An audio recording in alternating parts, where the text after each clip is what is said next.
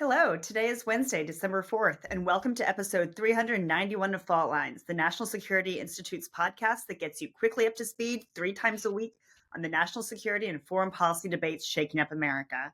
I'm NSI Senior Fellow Morgan Vina. I'm joined today by NSI Advisory Board member Lester Munson, NSI Fellow Jessica Jones, and NSI CTC Fellow Jeffrey Wells.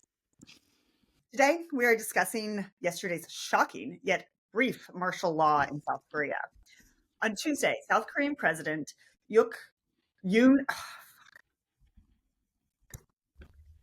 Suk-yeol took to the airwaves in a late-night broadcast and declared martial law, the first time in 50 years. His justification? Anti-state forces and the threat from North Korea. It quickly became apparent, though, that the decision was spurred not by outside factors, but by his own political challenges. This prompted 190 out of 300 members of South Korea's National Assembly to rush to the chamber to reverse Yoon's decision. Soundly defeated, Yoon accepted and then lifted martial law. So, what's next?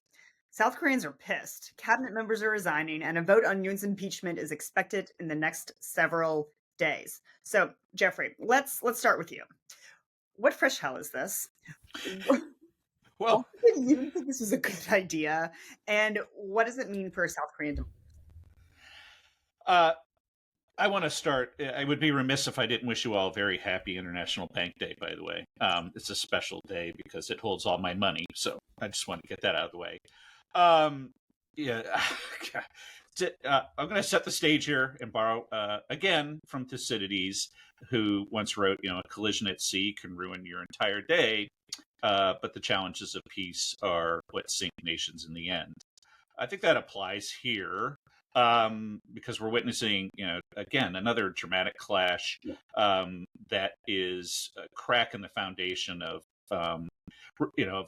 democracy as well as U.S. alliances and risk of peace in Northeast Asia. For decades, the U.S. South Korea alliance, was the strong deterrent against regional threats and for safety and democracy in South Korea itself.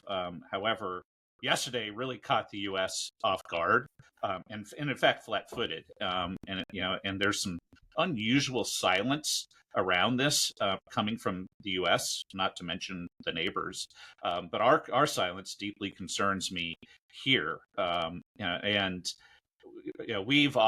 U.S. has often reacted to these crises, I'd say in the last 10, 15 years, without a cohesive long-term strategy, and it questions our leadership and will on the world stage. As tensions mount here going into the next administration, Trump is going to have to move beyond our traditional platitudes and reactive policies and really adapt and adopt a focused vision that prioritizes alliances and secures our regional interests. And, the U.S. must decide really if we want to be the strong partner in this relationship or cede that to somebody else. Because what happened yesterday, the silliness, it's serious silliness, but the fact that we didn't know anything and we haven't done anything really makes me nervous. All right, so Les, picking up on that, and for our viewers on YouTube, if Les is looking a little dour, it's because he had a really rough commute into the office. So Les, luckily you're with your friends now, and of course you are nothing without good friends. So speaking of which, South Korea is an ally of ours. We have a very close security relationship, including a number of military installations in South Korea.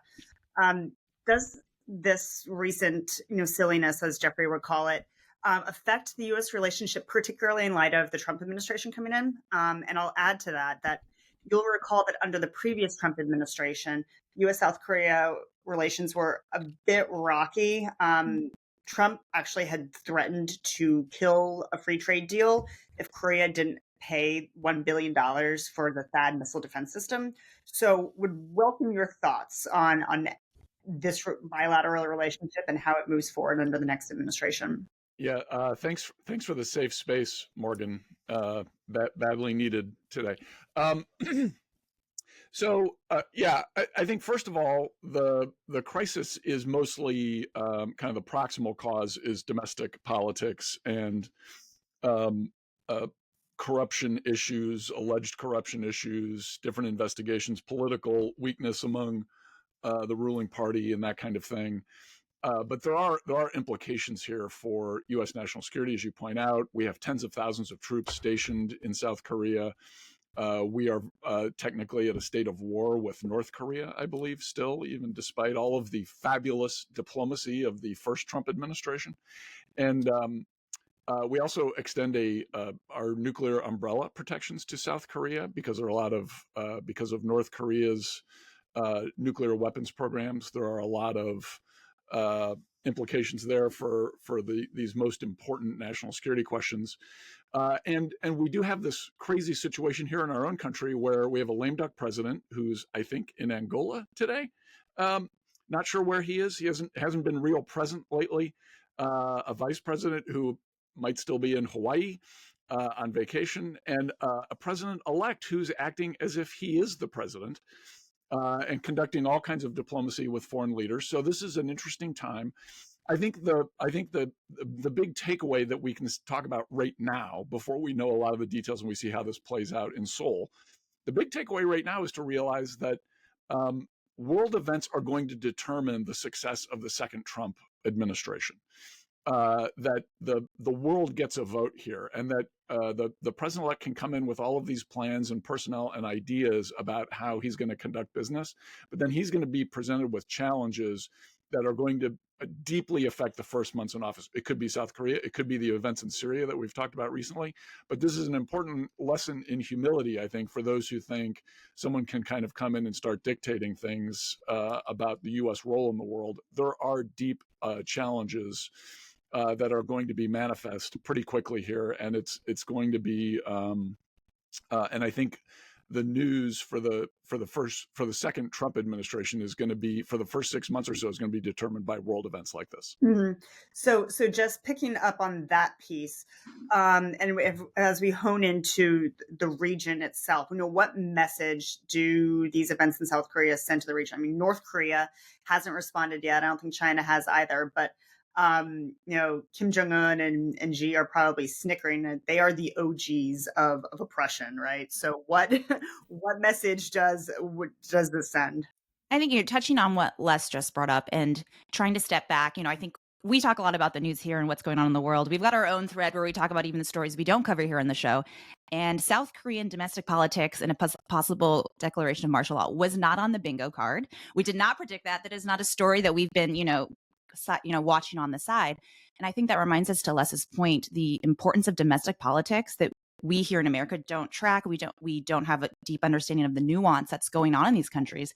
And we can talk about, Yoon having difficult domestic time with the opposition party, but we didn't understand the extent to which that is, it plays into his decision making and the impact that it has on the region, right? And so we can talk about geopolitics. Obviously, like the U.S. has been strengthening its relations with South Korea, Japanese and South Korean American, the democracies in the region. And to your point, we haven't really heard from China or North Korea when it comes to this. They're probably still trying to figure out how to play this to their advantage right now. We have silence from the Biden administration, even though we've got 30,000 troops. South Korea was supposed to be, is our critical partner. They just hosted the Summit of Democracies. They just came out with a joint statement last month with Japan and the US about commitment pledging to democracy and human rights. And so the Biden administration is, for their statements of we're monitoring and concerned, what's next, right? And I'm worried that as soon as these headlines drop, Yoon is probably going to be impeached in the next couple of days.